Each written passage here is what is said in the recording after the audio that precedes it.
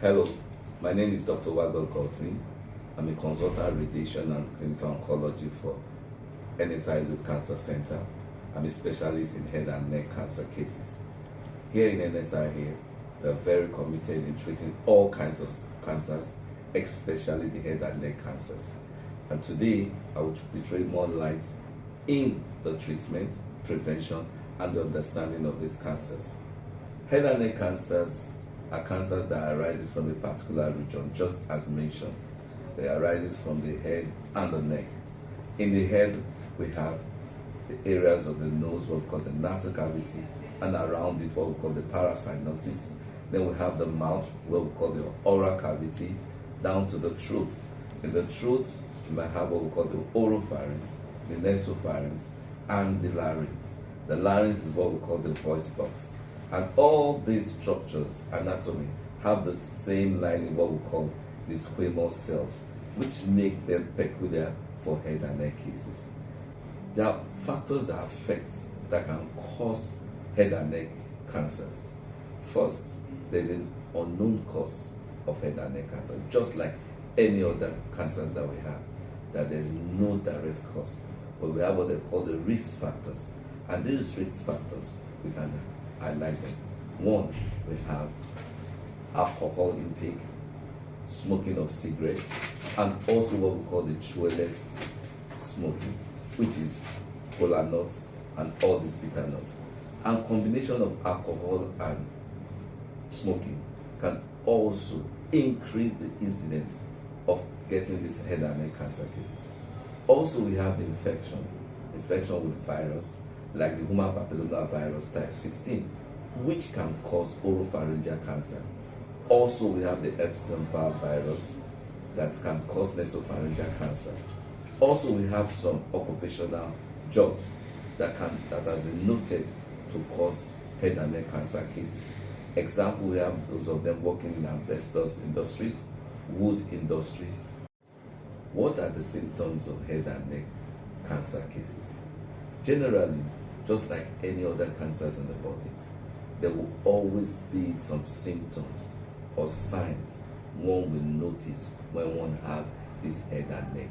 And these are warning signs. There are some signs or symptoms that we may not know, but there are some that are very, very obvious. And because we have a different anatomy in head and neck cases, I would like to throw more light in them generally.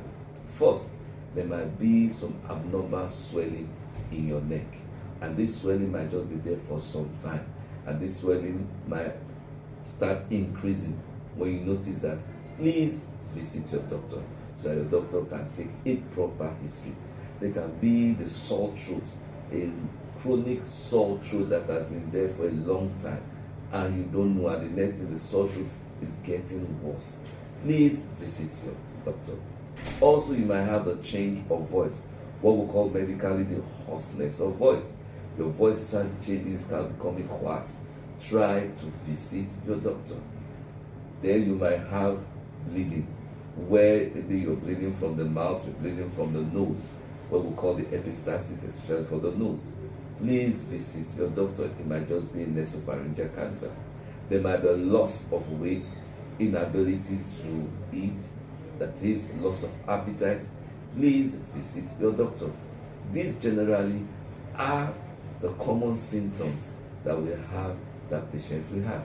So once you start having all these symptoms, please visit your doctor.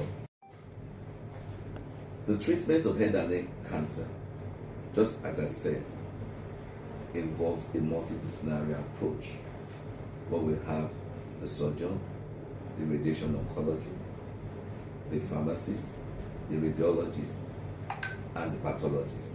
And all these specialists come together to treat this cancer. And basically, the treatment involves surgery, radiation oncology, radiation, chemotherapy, targeted therapy, and immunotherapy.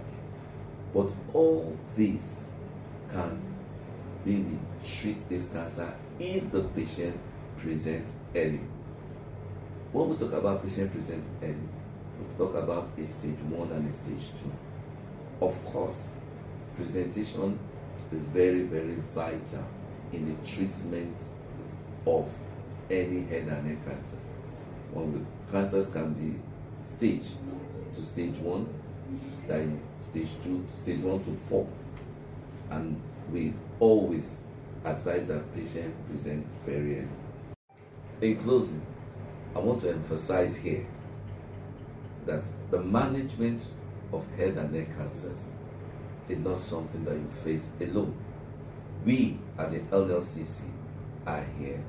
If you have any inquiry or any questions to ask, you can come, you can contact us, and we'll give you all the things you know in terms of the treatment, the diagnosis, and the management. We're saying that we are here for you, and we're sure that you have the best treatment, not only here in Nigeria, but all over the world.